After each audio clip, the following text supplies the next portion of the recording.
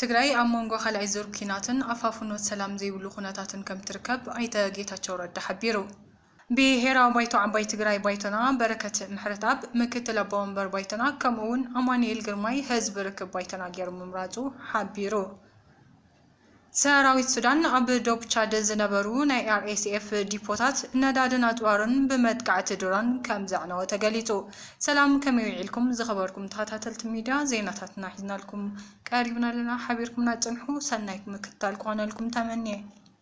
ትግራይ ኣብ መንጎ ካልኣይ ዙር ኩናትን ኣፋፍኖት ሰላም ዘይብሉ ኩነታት ከም ትርከብ ኣይተ ጌታቸው ረዳ ሓቢሩ። እዚ ኮይኑ እናሃለወ ህዝቢ ትግራይ ብብድዐ ዝመጽእ ኩናት ኣይሽከምን እውን ኢሉ። ቀላሚጦስ ኣብ ጥቕኡ ካልእ ተኽሊ ክዕቢ ኣይፈቅድን። በዝሒ ማይ ሰቲ ማዕድን ይምጥምጥ እዩ። መራሕቲ ሕወሓትን ከምኡኦም ንተቃወምቲ ዕድል ዘይህቡ ንደም ሰብን ንሃፍቲ ሃገርን ዝምጥምጡን ንኸባቢኦም ዘይጠቕሙን እዮም ድሕሪ ምባል ኣይተ ጌታቸው ረዳ ካብ ጎንፂ ወፃኢ ክነብር ዘይክእል ሓይሊ ምዃኑ ይዛረብ። ትግራይ ናይ ዕግርግርን ህውከትን ማእኸል ካብ ምግባር ዓዲ ዘይውዕል እዩ እውን ኢሉ። መራሕቲ ሕወሓት ምስ ሻዕብያ ተላፊኖም ኩናት ንምኽፋት ከም ዝተዳለዉ ዝተዛረበ ኣይተ ጌታቸው ናዚ ዝኸውን ምድላው ግን ኣይገበሩን ባህሊ እዩ። ኣይኮነን ፅረ ድሮን ፅረ ኣንዛ እውን ኣይሓዙን ይብል። ኣብ ጸለምቲ ብዛዕባ ዝተኻየደ ውግእ ቅድሚ ምጅማሩ ሰሚዑ ከም ዝነበረ ገሊጹ ኣሎ።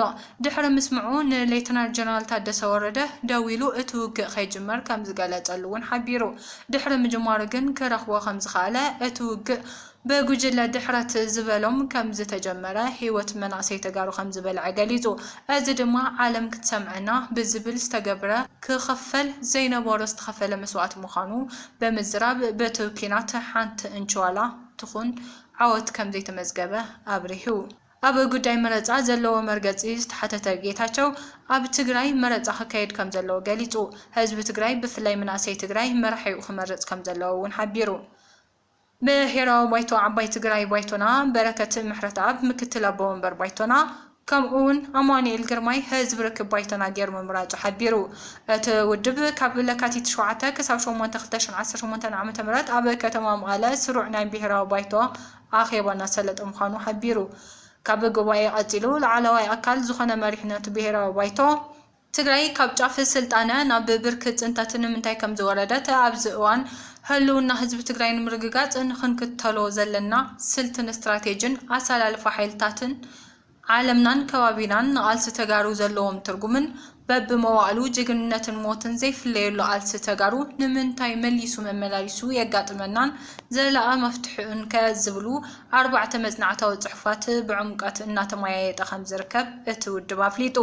ካብዚ ብተወሳኺ ንቃልሲ ባይቶና ንቅድሚት ክወስዱ ዝኽእሉ ኣቅሚ ዘለዎም ኣመራርሓ ብምትካእ ብምትዕራይ እውን ናብ ቅድሚት ከም ዝመጽእ ብምሕባር በረከት ምሕረትኣብ ምክትል ኣቦ ወንበር ባይቶና ኣማኑኤል ግርማይ ህዝቢ ርክብ ባይቶና ገይሩ ምምራፁ ሓቢሩ።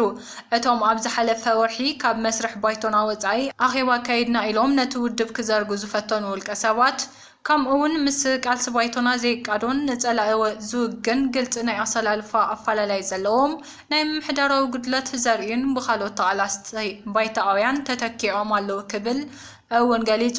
ንዝፈጸምዎ ስሕተት ብሚድያ ቀሪቦም ናይ ቅርታ መብርህ እንተሂቦም ግና ኣባልነቶም ክቕጽል ብሄራዊ ባይቶ ውድብ ኣፍ ደጉ ርሑ ከም ዝገብር ድሕሪ ምሕባር ስሩዕ መግለፂ ንሚድያታት ድማ ክወሃብ ምዃኑ ይገልጽ።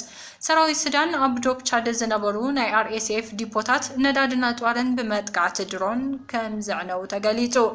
ዕጡቕ ሓይሊ RSF ጉጅለ ብልጽግናን ኢሚራት ዓረብን ከም ዝሕግዝ ዝፍለጥ ኮይኑ ካብ ግዜ ናብ ግዜ ሰፊሕ ወታደራውን ፖለቲካውን ኪሳራታት እናበጽሑ ከም ዝርከብ ድማ ይሕበር። እዚ ከምዚ ኢሉ ከሎ ኢሚራትስ ኣብ ውሽጢ ኢትዮጵያ ወታደራዊ ማዕስከር ምጥያሻ ስዒቡ 3 ኣዋፅእቲ ሕጊ ኣሜሪካ ማዕቀብ ኣጽዋር ክካየደላ ጎስጓስ ከም ዝተጀመሩ ተገሊጹ። ፕሬዝዳንት ቱርኪ ኣብ ቀጻሊ ሰሙን ኣብ ኢሚራትስን ኢትዮጵያን ዑደት ከም ዘካይዱ ተገሊጹ። ፕሬዝዳንት ቱርኪ ራሲብ ጣይብ ኣርዶጋን ጽባሕ ሶኒ ናብ አቡዳቢ ከም ዘምርሑ ምስ ኬሽክ መሐመድ ቢን ዛይድ ኣልኒሃ ከም ዝራኸቡን ተጽቢት ይግበር። ኣብ ርክቦም ኣብ ክልተ ርክብን ዘዋውን ዓለም ለኻውን ጉዳያት ክዛተዩ ምዃኖም ተሓቢሩ። ኣብ ዝቐጽል መዓልቲ ድማ ምስ አብይ አሕመድ ንምርኻብ ናብ ኢትዮጵያ ከም ዝመጹ ተገሊጹ። እቶም ፕሬዝዳንት ናብ አዲስ አበባ ዝመጹ አብይ ብዝገበረሎም ጻውዒት ምዃኑ ይዝረብ። ኣብ ርክቦም ዝተፈላለዩ ስምምዓት ከም ዝካየዱን ዝፈራረሙ ሰነዳት ከም ዝህሉን ቢሮ ርክብ ህዝቢ ቱርኪ ዘውፅኦ ሓበሬታ የረድእ። እዚ ዝግለጽ ዘሎ ብምኽንያት ሱዳን ዘሎ ቀጠናዊ ጓንፂ ኣብ ዝተኻረረሉ እዋን እዩ። ክቡራት ተኸታተልቲ ቃርፋ ሚድያ ዜናታትና ነዚኦም ይመስሉ ነይሮም። ሓቢርኩምና ስለ ዝጸናሕኩም ነመስግን።